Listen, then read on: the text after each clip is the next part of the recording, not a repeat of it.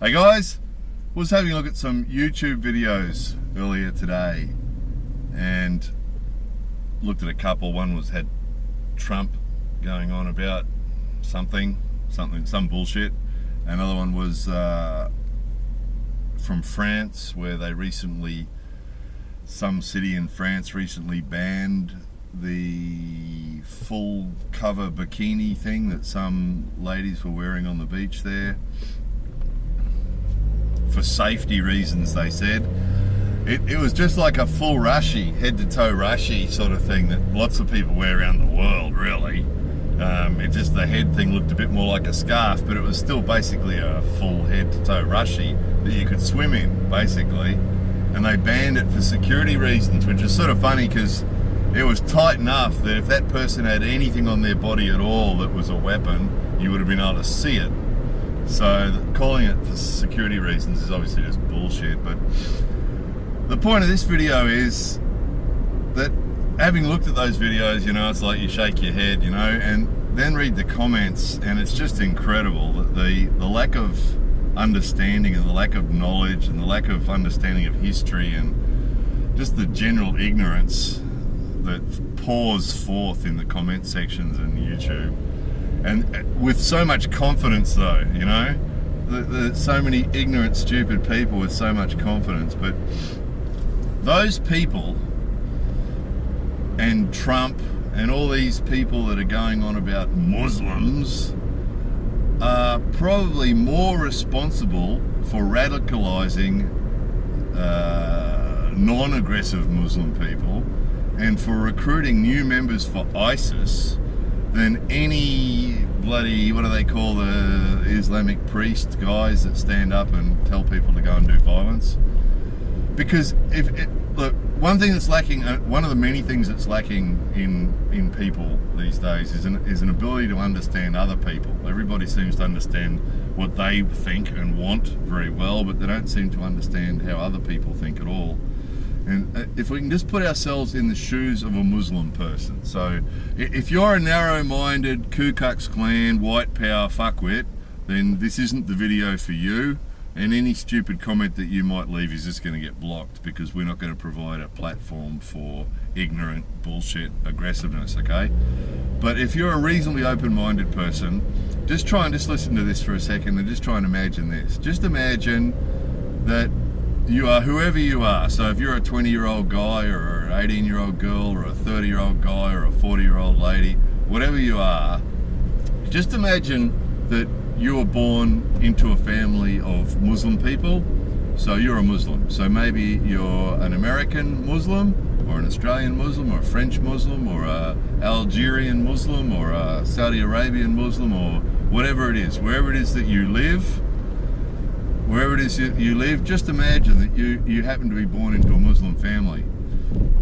And other than the fact that your family are Muslim, and as a result of that you're Muslim, other than that you're just a normal American, Australian, Algerian, French, Canadian, Saudi Arabian, whatever you are, right? So you just happen to be a Muslim, that's all. Now, until recently, your family just lived their lives. Your dad always went to work and worked hard. Your mum worked. Between when your sisters and brothers were born, your mother had a job and she worked, and you just had a normal life. You liked playing soccer and your sisters liked playing the trumpet, and you're just normal people. Recently you've been getting into Pokemon Go. So you're just normal people in your country, okay? And you just happen to be Muslim, which is sort of not really relevant, but that just happens to be the case. And then, until recently, none of that mattered. And then, recently, you're getting people all around the world spewing aggressive, violent nonsense against Muslim people, which includes you. So you've never done anything. Your neighbours on one side are Christian, the neighbours on the other side of you don't really care about religion either way, and you went to school with kids from both those families, and you're all the same, and you play soccer together and you do things together all the time, and you get on really well, and she's sort of your girlfriend and he's sort of your boyfriend or whatever. and everybody's the same in your street. The only difference in your street between you and the other people in your street is your family happen to be Muslim. And the only really effect that being Muslim's ever had on you is that once a week you go off to the church, and I know it's not called a church, but let's just call it a church. You go off to the church and you listen to the studies and you listen to the stories about you got to be good to other people and don't steal and don't kill people and don't do anything bad. And then you do that for a couple of hours, and then your family goes to lunch, and then you go off to soccer practice. So that's been your only conviction to Islam, your only interest in Islam. Now and again your father reads something or tells you something from the book about, you shouldn't have stolen that thing because the book says this, and other than that, that's about it. And your Christian neighbour next door says his father says the same thing, but he's talking about the Bible. And so you've never really given it much thought until recently. And now you've got someone who wants to be president of the United States, saying you're not allowed to go to the States. Or if you happen to be an American, you're going to be listed on a list of people who have to be watched because you're Muslim all of a sudden. And you're getting the idea what I'm getting at, aren't you guys? Can you imagine, and you spend a bit of time on YouTube and you read the comments on YouTube and everybody's going on about Islam, Muslim people have to die and Muslim people are bad and Muslim people are, and all this ignorant shit, right? And you don't know anybody in your extended family, your cousins and aunts and uncles and grandparents and everybody, the other Muslim people that go to the same temple that you go to, and you don't know anybody who's aggressive or who's a terrorist or anything else, any more than anybody else knows anybody who is. But you're being lumped in with all those people. Now, can you imagine day after day after day of that? Of hearing all this anti-Muslim stuff. Some fuckwit comes and sprays something on the letterbox out the front of your house. Go to another country, you Islam people, and because of course you're born in the country you live in. You're born in America or Australia or wherever it is. This is what is converting normal, well-balanced, happy people. Some of them. I mean, I'm not saying that terrorists are well-balanced, happy people. A lot of those people that are doing the terrorist shit are just doing it because they're crazy fuckers.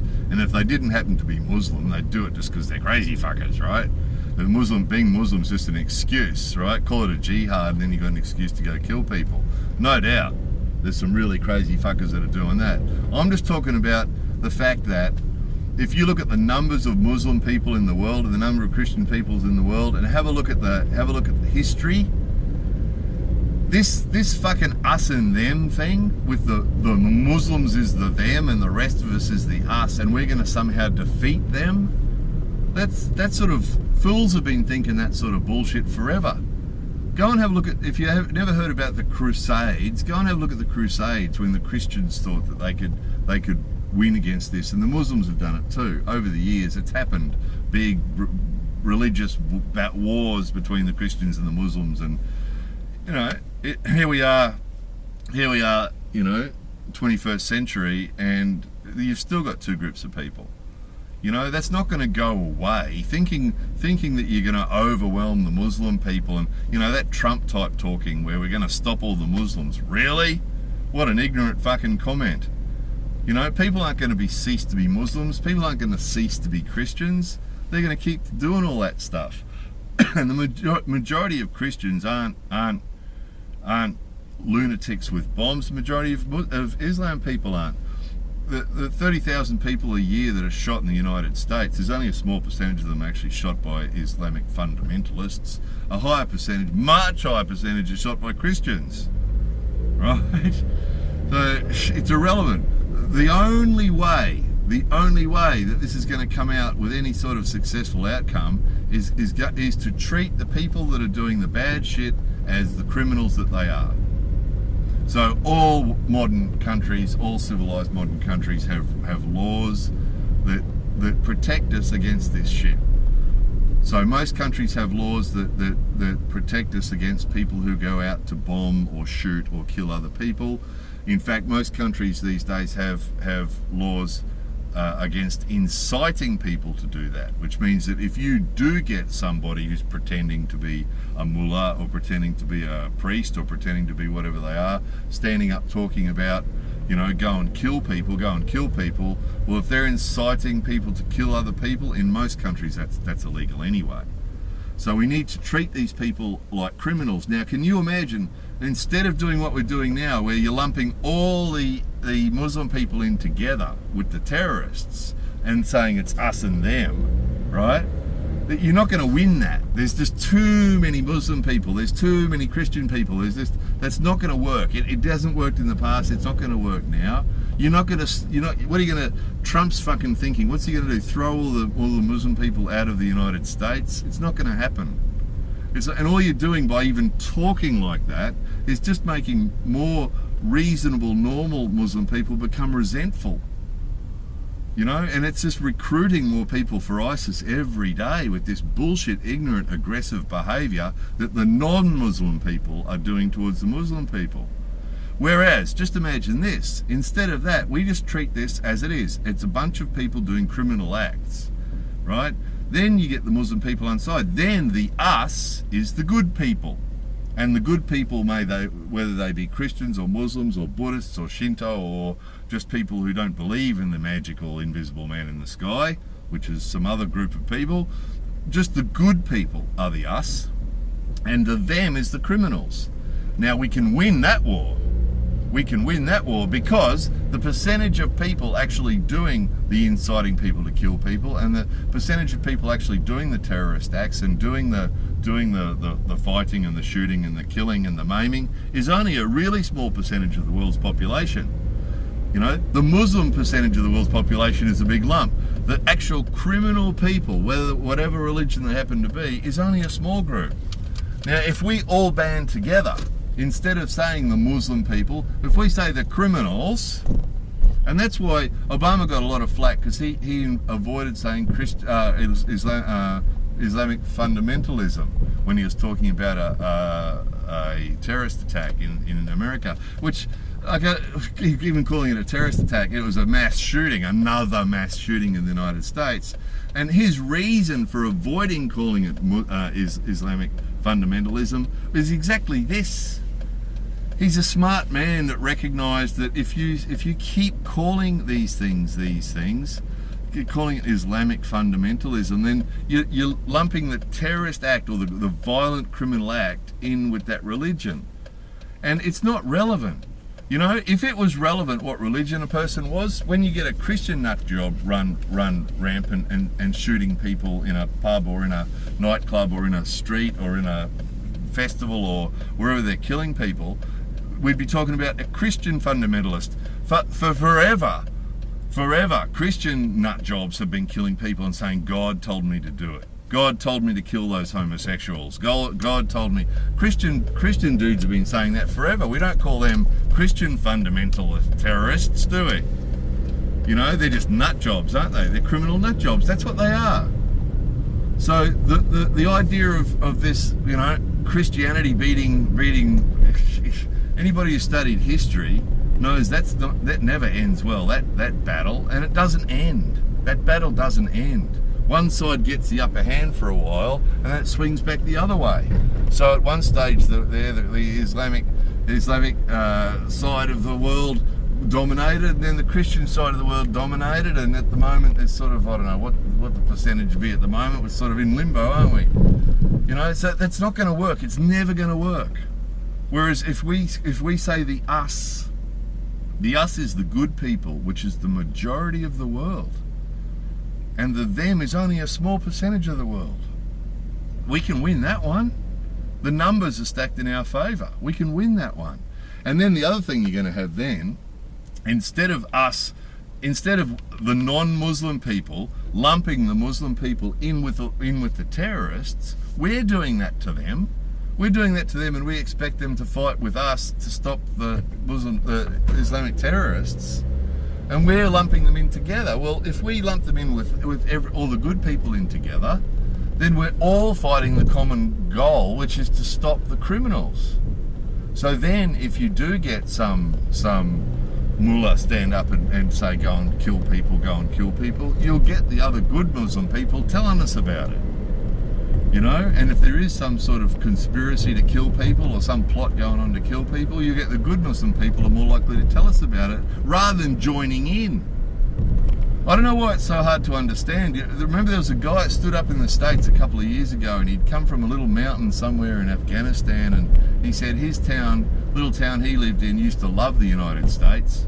They used to think the United States was cool because the United States had jeans and cool music and Coca-Cola, and you know, they thought anything from the United States was cool. They were sort of like, you know, they thought the United States was cool.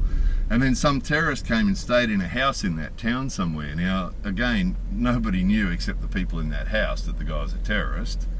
And the United States sent a drone over and dropped a bomb and wiped out half the street and killed lots and lots of people. So there was all sorts of people who got killed. And this guy was testifying before Congress, I think it was, in the United States. And he said that up until that time, everybody in that town loved the United States and supported the United States. After that bomb, they hated the United States, of course, because the US had bombed their town and killed a whole heap of innocent people. And you just imagine from your point of view, you know, you're an American or an Australian or an Algerian or a Saudi or a POM or whatever you happen to be, you know, and you're not involved in this us and them bullshit, and then suddenly, you know, you get graffiti put on the front of your house, or your sister gets beaten up in the street for wearing a scarf. I mean, all that bullshit, and again, we need to be consistent with that. You know, we need to treat criminals like criminals, and we need to treat this whole dress thing as a dress thing. You know, that French town banned, it was called a burkini or something. It was a cross between a burqa and a bikini. But really, like I said, it was just like a big rushie. And really, I'd love, if I lived anywhere near that town, I'd be putting a full-length rushie on and a big floppy hat over the top with the bits all around it. And I'd go down and sit on the beach and see if they were going to arrest me for that. How can you arrest someone for covering themselves up when they're on the beach, particularly these days with people being aware of skin cancer and people in Japan wear full-length rushies, people in Australia wear full-length rushies. You know, if you want to ban things like burqas, you can, but you have to be consistent, and there has to be a genuine reason for it. You know, I support, as a person who's involved in security and crime, fighting crime and that sort of stuff, I support the idea of banning any sort of facial coverings in places like banks and post offices and places like that for security reasons, and that's fair enough. But that has to be consistent as well. You know, that has to be that nobody is allowed to wear a full face helmet or a, you know, face covering or whatever in those places. But what someone wears on the street, you know, all that bullshit about for security, people aren't allowed to cover their faces up, you know, in public places for security. Well, that's bullshit, because, you know, if that same country allows you to wear a full face motorcycle helmet in the street, then that's it. You have to be consistent. You know, in this us and them thing, it has to be us are the good guys. We are the good guys. And it's irrelevant what religion you are. It's fucking irrelevant. It's absolutely irrelevant.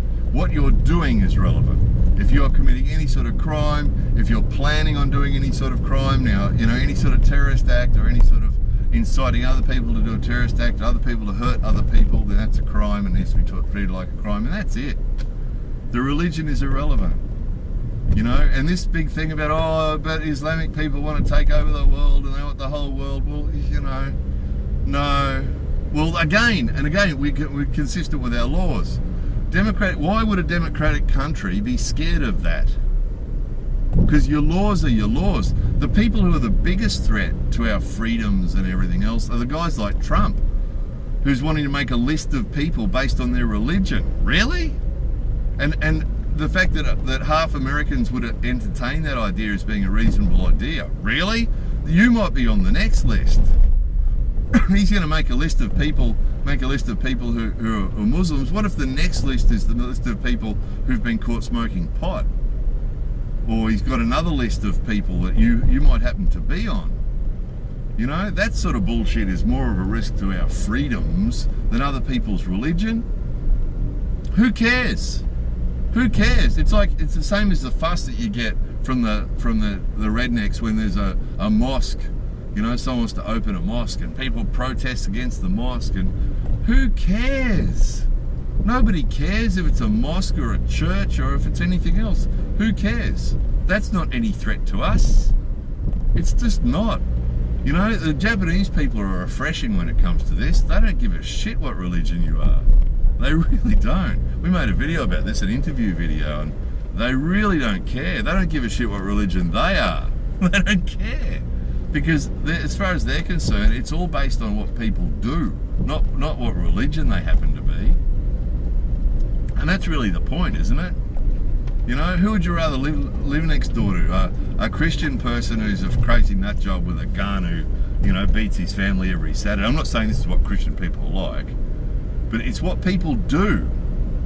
You know, it's what people do. I knew Muslim people in Australia. You know, I had a couple of customers that were Muslim people and spent time in their homes, and great people. You know, I also had Christian neighbours, Catholic neighbours, who were lovely, lovely people, really genuinely good people, you know. But I've also had Christian people in my life that were assholes, and no doubt there's Muslims that are assholes, and you know, it's irrelevant. It's irrelevant. And a lot of that twisted shit that comes from those guys that stand up, the mullahs that stand up and say there's only really one God and anybody else, then we all have to be Muslim. Well, there's also Christian guys that stand up and say that too, right? So, but the genuine people, the genuine people who generally are into the actual meaning of their religions tend to not to be like that. You know, the people that are really genuinely into their religions tend to accept other people for what they are and accept that other people are different. And that's what we see. We don't get shown that enough, unfortunately, because the media doesn't find that to be an exciting story, so they don't show us that. But that sort of stuff's happening all the time. Recently we saw, where was it? Was that in the US? A whole bunch of Muslim people went and sat in a church that had had an attack at it recently or something. And this is what we see on a grassroots level, Christian people and Muslim people and other people all together happily and no problems at all, you know? And that's how the only way we can do it. It's the only solution. The us is the good people, the them is the criminals. That's it. That's it. It's the only solution. And if people don't accept that is the only solution, we're going to see this bullshit go on for hundreds of years, continue for hundreds of years. Because it's the nut jobs. It's not just the Muslim nut jobs, it's the Christian nut jobs and the non-religious nut jobs. It's the nut jobs. Again, religion is irrelevant. It's the nut jobs that are perpetuating this. It's the Donald Trumps and these other guys that are going on about going on about this, that are perpetuating this problem and making it worse, and are actually recruiting new recruits for ISIS. Because I tell you, if I lived in the US and I was listening to Trump, and not just him, but all his supporters and all these other nut jobs going on with that stuff, you'd be able to swing me over to ISIS without too much trouble as well. Because, you know, you get sick of it, wouldn't you? And you want to fight back. Of course you'd want to fight back. How is that so hard to understand? Particularly if people start attacking your family, you know, either verbally or physically, you know, of course you're going to fight back. So it's not the solution, the only solution. The us is the good people, the them is the criminals, and we need to defeat the criminals, and we can, because the criminals are such a small number compared with all the good people that we can defeat them easily in a short period of time and stay on top of that. You know, if we all work together. But if we continue this bullshit that's been going on recently with this anti-everybody thing, lumping everybody in together and hating on whole fucking huge groups of people, it's just a ridiculous attitude. Really is. It's just primitive. It's sad. It's sad that we're looking at the same bullshit now that's been going on around the world for 2,000 years. That we haven't improved, we haven't evolved, you know? It's tragic. Anyway. More videos coming soon.